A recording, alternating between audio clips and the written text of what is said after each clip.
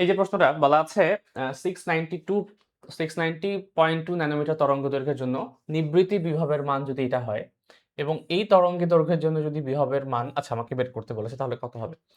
মানে একটা নির্দিষ্ট হচ্ছে তোমার মেটালিক কোন একটা মেটাল আছে ধরো পদার্থ, তার উপর হচ্ছে তুমি কি করবা ফটো ইলেকট্রিক ইফেক্টের এক্সপেরিমেন্টটা করবা এবং এক্সপেরিমেন্ট করতে গিয়ে যদি আমি দেখি যে আমি এই তরঙ্গ দৈর্ঘ্যের আলো ফেলি তাহলে নিবৃত্তি বিভব এটা পাওয়া যায়, তাহলে ওই সেম ম্যাটেরিয়ালের উপরে আমি যদি হচ্ছে এই তরঙ্গ দৈর্ঘ্যের আলো নিক্ষেপ করি তাহলে সেই ক্ষেত্রে বিভবের মানটা কত আসবে? তো আমাকে আগে জানতে হবে বিভবের সাথে ল্যামডার তরঙ্গ দৈর্ঘ্যের রিলেশনটা কি। তো সেটা বের করার জন্য আমরা হচ্ছে ফটো ইলেকট্রিক ইফেক্টের হচ্ছে ইকুয়েশনটাকে একটু মনে করার চেষ্টা করব। সেটা ছিল হচ্ছে এরকম যে আমার যে তোমার এনার্জিটা আলো থেকে যেটা আমি পাঠাচ্ছি ফোটন থেকে, ফোটনের যে এনার্জিটা সেটা অ্যাকচুয়ালি ২ টা ভাগে ভাগ হয়ে যায়। একটা হচ্ছে কার্যাপেক্ষক এবং বাকিটা হচ্ছে ইলেকট্রনের বেগ প্রদান করতে। কার্যাপেক্ষক কি ছিল? যে তুমি যে শক্তিটা দিবা তার কিছু পরিমাণ অংশ নষ্ট হয়ে যাবে ওই ধাতু থেকে ইলেকট্রনটাকে বিমুক্ত করতে। তো সেই কার্যাপেক্ষকে যদি আমি ফাই বলি তাহলে এটা সমান হয় ফাই এবং ই কে বাকিটা হচ্ছে গতিশক্তি হিসাবে চলে যায়, তাই না? এখন আমি এক কাজ করব, যেহেতু ফ্রিকোয়েন্সি দেওয়া নেই আমাকে ল্যামডা দেওয়া আছে, আমি চাইলে এই ইকুয়েশনটাকে এভাবে কিন্তু বলতে পারি।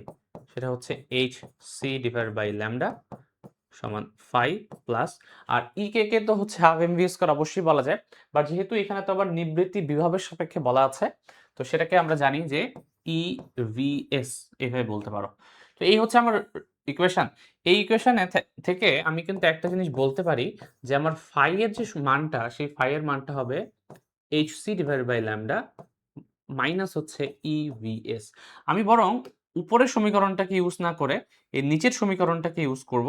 এর কারণ হচ্ছে আমরা জানি যে যেহেতু সেম ম্যাটেরিয়ালের উপর আমি হচ্ছে এক্সপেরিমেন্টটা করছি তাহলে তার ফাই এর মানটা তো কনস্ট্যান্ট। আমি যেই তরঙ্গ দৈর্ঘ্যই দিই না কেন ফাই কি চেঞ্জ হবে? কারণ ফাইটা হচ্ছে ওই মেটালের জন্য হচ্ছে কনস্ট্যান্ট হয়ে যায়। তাহলে সেটা আসলে চেঞ্জ হবে না, চেঞ্জ হবে শুধুমাত্র এই পার্টটুকু। তাহলে দুইটা আলাদা কন্ডিশনে দুইটা আলাদা ইকুয়েশন বের করে আমি কিন্তু ইকুয়েট করলেই হয়ে যায়। আমি একবার লিখতে পারি জিনিসটাকে। তো যেহেতু ফাইটা হচ্ছে সেম দুই ক্ষেত্রেই, তাহলে প্রথম ক্ষেত্রে এটাকে আমি লিখতে পারি hc divided by lambda 1 minus E V S one না বলি ইভি ওয়ান বলি আমি আপাতত, এবং দ্বিতীয় ক্ষেত্রে ফাই এর যে মানটা হবে সেটা হবে H C divide by lambda two minus হচ্ছে ইভি টু। দেখো শুধুমাত্র মান বসানো লাগবে আর কিচ্ছু না। তো মান বসানোর জন্য কি করবো আমরা? এইচ জানি 6.63 10 to the power minus 34, C হচ্ছে এটা ডিভাইড বাই ল্যামডা ওয়ান কত 690.2 ন্যানোমিটার, সো এটা ঠিক আছে, মাইনাস ইলেকট্রন ভোল্ট, ভোল্ট কত 0.54। তাহলে এক পাশে আমি মানটা বসালাম প্রথমত, এই সেম জিনিসটাই হচ্ছে পরের পাশেও বসবে, শুধুমাত্র মানগুলো আলাদা হবে, তাই তো কিছু কিছু। এইচ সি তো সেম, ল্যামডার জায়গায় চলে আসবে এখন এটা কত 427.2 এবং এটা আমাকে বের করতে হবে, সরি এটা থাক, V2 এর ভ্যালুটা, এই V2 এর ভ্যালুটা কত আসবে। তাহলে এটাকে আমাকে বের করতে পারলেই হয়ে যাচ্ছে। কিভাবে বের করবো? একেবারে ডিরেক্ট যদি এই সম্পূর্ণ লাইনটা আমি হচ্ছে ক্যালকুলেটরে উঠিয়ে দেই আমার মনে হয় হয়ে যাবে। দেখো একেবারে হচ্ছে আমরা ক্যালকুলেটর ইউজ করে হচ্ছে এই প্রবলেমটাকে সলভ করব। কিভাবে করব? এই সম্পূর্ণটাই হচ্ছে তুমি এখানে বসাও। So 6.63 10 to the power minus 34 into 3 into 10 to the power 8 divided by 690.2 10 to the power minus 9